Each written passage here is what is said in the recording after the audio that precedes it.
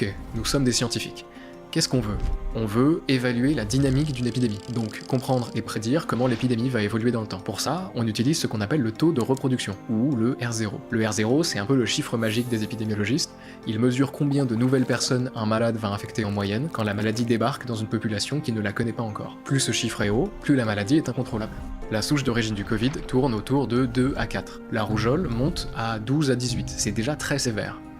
Pour le sang vicié, si les chercheurs n'ont pas pu accéder à toutes les données pour correctement quantifier ce R0, ils l'ont estimé à 100. Ce qui est clairement anormalement élevé. Mais ça s'explique. Avec l'épidémie du sang vicié, contrairement à une épidémie classique, si on se trouve dans la zone d'un joueur contaminé, on devient contaminé aussi dans 100% des cas. Voilà ce qui fait exploser notre nombre. Et ce n'est pas la seule bizarrerie que présente le sang vicié par rapport à la réalité.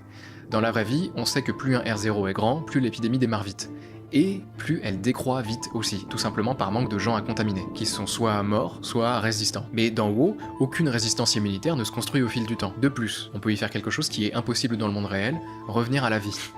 On meurt et puis on réapparaît. Du coup, même les joueurs morts peuvent se reconnecter et continuer à propager la maladie à l'infini. Du coup, comment est-ce qu'on fait pour enrayer un fléau pareil?